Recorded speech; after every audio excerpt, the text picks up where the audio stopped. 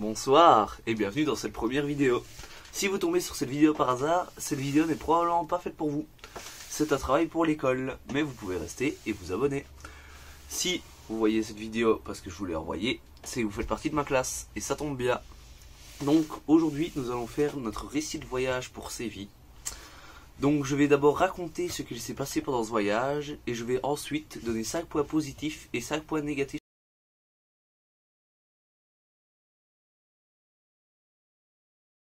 Donc pour ce voyage nous sommes partis 5 jours. Nous partions du lundi jusqu'au vendredi. Nous sommes partis le lundi à 4 h du matin devant notre école, rue Hors-Château à Liège. Nous sommes partis par 3 petites camionnettes jusqu'à l'aéroport de Bruxelles. Cet aéroport, nous n'avons pas attendu très longtemps avant notre premier vol qui nous amenait à Madrid. Certes, notre destination n'était pas Madrid mais Séville, mais comme l'école s'y était pris un peu tard pour les billets d'avion, nous avions dû prendre une correspondance. Nous avons patienté une petite heure à Madrid avant de reprendre notre vol définitif vers Séville. Nous sommes arrivés à Séville dans les alentours de 13 h. Nous avons d'abord repris une navette pour nous amener jusqu'à notre appartement. Puis, car elle ne pouvait pas arriver jusqu'à notre appartement, elle nous a déposés dans les rues de la ville, où nous avons été guidés par la directrice de l'école où nous étions accueillis. Nous avons ensuite tiré au sort pour savoir qui des garçons ou des filles aurait la chambre du bas et la chambre du haut. Le tirage au sort terminé, nous, les garçons, nous installières dans la chambre du bas. Nous nous répartissions en 3 chambres. D'un côté, Nicolas et Antonio dormaient dans la chambre du fond. Puis, Luigi et Brian dormaient dans la deuxième chambre. Maxime et moi avons pu profiter du divan-lit se trouvant dans le salon. Comme nous ne savions pas à quelle heure nous atterririons, nous n'avions pas d'activité prévue le lundi après-midi. Nous avons donc eu un temps libre pour visiter les rues de Séville ou profiter de notre chambre. Après avoir été mangés, nous avons été profiter d'un verre tous ensemble à une terrasse d'un bar pas loin de l'appartement.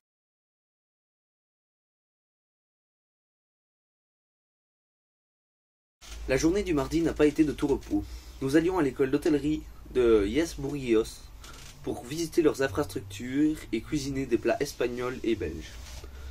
Nous sommes partis en taxi, payé par l'école, jusqu'à l'école d'espagnol, qui était à environ une demi-heure de route.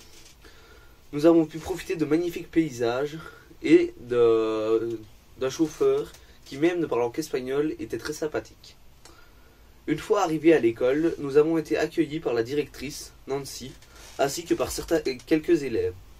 Nous avons ensuite visité toute l'école, de haut en bas, en voyant les différentes sections, telles que la section art ou les classes normales.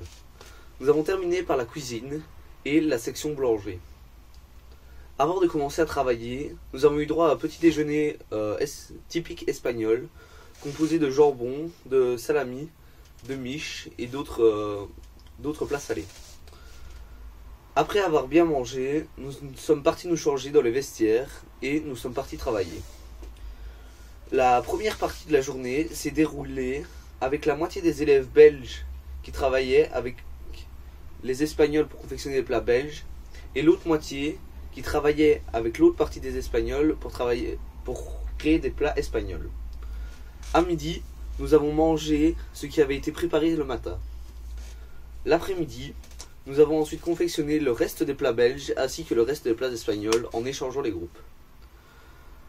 Le soir, nous avons profité de ce repas et, vers 23 h, nous sommes rentrés à l'appartement. Il était tard, nous avons donc décidé d'aller dormir assez vite. Malheureusement, je ne sais pas ce qu'il y avait dans la nourriture, mais je fus malade cette nuit-là. Bonjour, moi c'est Justin. Mais il y a mon Rabi. Aujourd'hui on cuisine des plats espagnols, trop bien. Comprendo, amigo. Ah, je comprends rien, vous pouvez bien m'aider. Mercredi, nous avons été visiter la ville de Séville grâce aux élèves espagnols. Chaque élève avait un poste assigné, tels les arènes de Séville, la Tour de l'Or ou encore la place de l'Espagne. Nous avons fait une balade d'à peu près une vingtaine de kilomètres dans toutes les rues de Séville. La balade a duré jusqu'à plus ou moins 3 heures, où les élèves nous ont quittés pour rentrer chez eux, tandis que nous sommes restés avec Roberto et un autre professeur à la place d'Espagne. Nous sommes ensuite allés manger et nous avons eu temps libre jusqu'à 19 heures, où nous nous rejoignions pour aller déguster le repas du soir. Ce repas était en fait se passait dans un restaurant d'un professeur de l'école qui tenait un restaurant de tapas. Nous avons mangé là et sommes donc ensuite rentrés à l'hôtel pour aller dormir. Jeudi, nous avons profité de notre dernière journée globalement en Espagne. Nous sommes partis en direction d'une usine de jambon Serrano. Nous avons là-bas pu voir toutes les étapes de la création, ainsi que de la création d'autres produits de charcuterie tels le chorizo. Nous avons ensuite profité du petit magasin là-bas pour faire nos stocks de cadeaux pour notre famille. Après avoir été là-bas, nous sommes allés dans une petite école d'hôtellerie plus loin dans les montagnes. Là-bas, nous avons mangé notre repas de midi en compagnie des élèves de Roberto et des élèves de cette école. Nous sommes ensuite retournés à Séville, où nous avons eu un grand temps libre pour pouvoir faire des cadeaux pour notre famille. Le soir, nous avons profité de notre dernier repas tous ensemble au Corte Inglés, qui est un magasin type Gallerino, dans lequel, au dernier étage, se trouve un bar à tapas. Nous avons donc dit adieu à nos amis, comme Rabi ou Roberto, et nous sommes retournés à l'appartement. Vendredi, notre voyage était déjà quasiment terminé. Nous n'avons pas pu profiter spécialement de Séville, car à 9 heures, nous devions rendre la chambre, et à 10 heures, nous devions prendre le car qui nous amenait à l'aéroport. Le temps d'arriver jusqu'à l'aéroport, il était déjà l'heure de prendre notre vol en direction de Madrid. Mais cette fois-ci, à Madrid, nous n'avions qu'un quart d'heure de pause. Nous sommes donc directement dirigés vers la porte d'embarquement, et sommes rentrés jusqu'en Belgique. Là-bas, nous avons retrouvé notre chauffeur de taxi et nous sommes revenus jusqu'à l'école. Nos parents sont donc venus nous rechercher et nous sommes donc tous rentrés chez nous. Globalement, nous avons passé un très bon voyage, tous ensemble, où il n'y avait pas spécialement de désaccord et où tout le monde s'entendait bien. Grâce à notre prof d'espagnol, Madame Collard, nous avons réussi à nous faire comprendre par les Espagnols et nous avons réussi à les comprendre. Malheureusement, un voyage, il faut toujours voir le côté objectif. C'est pour ça que j'ai décidé de prendre 5 points positifs du voyage et 5 points négatifs rangés par ordre d'importance, du moins important au plus important. Nous nous retrouvons dans les 10 arguments. Je vais commencer par par celui qui, pour moi, est le moins important. D'après moi, il y a eu une mauvaise organisation. Ce n'est pas très grave, mais nous avons mal été prévenus. Nous ne savions pas à quoi ressembleraient les chambres, ce qui n'était pas très grave, mais surtout, on nous avait prévenu que tous nos repas seraient compris, alors que la moitié des repas ont dû être à notre charge. Je suis parti avec assez d'argent, mais je pense que certains ont eu un peu de mal avec le budget.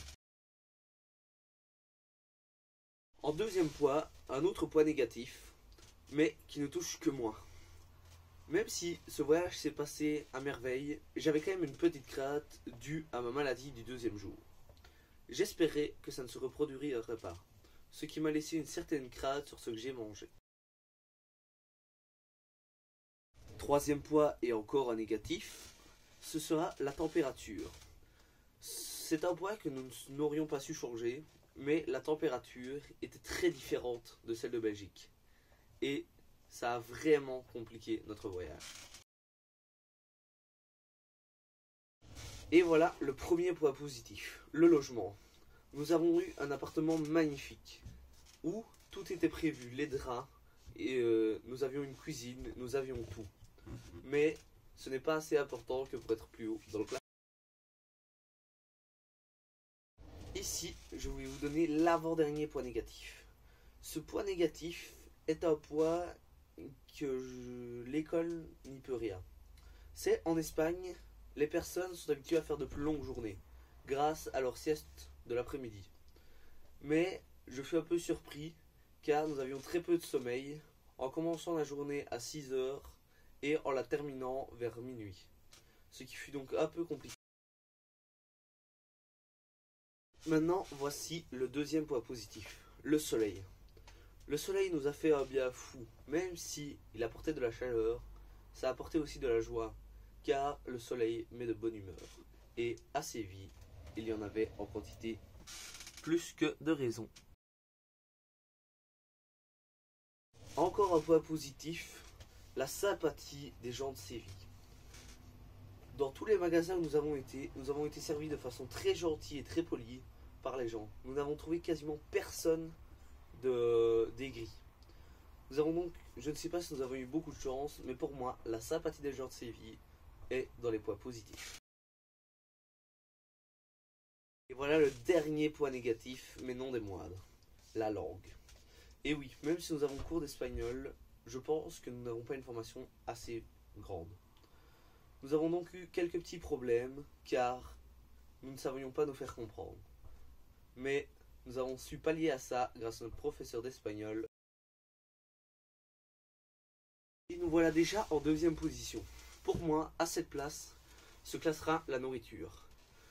Partout où nous avons été, nous avons mangé et dégusté des choses délicieuses qui font la force de l'Espagne. Et je les remercie car leur gastronomie est délicieuse. C'est pour ça que j'ai décidé de les placer en deuxième position. En première position, quelque chose qui se regroupe assez avec la sympathie, mais qui est pour moi très différent, ce qui mérite d'être à la première place, c'est les rencontres que nous avons fait là-bas. Nous sommes tombés sur une classe de personnes magnifiques, très sympathiques, qui nous ont accueillis avec plaisir et qui nous ont aidés tout au long du séjour. Je pense notamment à Ravi, à Maria ou encore à Roberto, qui sont restés avec nous la plupart du temps. Et je les remercie. Nous avons aussi pu découvrir nos professeurs qui étaient d'une autre facette pendant le voyage, ce qui nous a fait très plaisir. Sur ce, la vidéo va se finir. Je voudrais remercier nos professeurs, Madame Dupuis, Madame Collard, ainsi que Madame Classen de nous avoir accompagnés. Et je remercie Nancy d'avoir fait la démarche, d'être venue jusqu'en contacter notre école pour créer ce voyage. Sur ce, abonnez-vous, n'hésitez pas à mettre un like et peut-être nous reverrons ici pour de prochaines vidéos.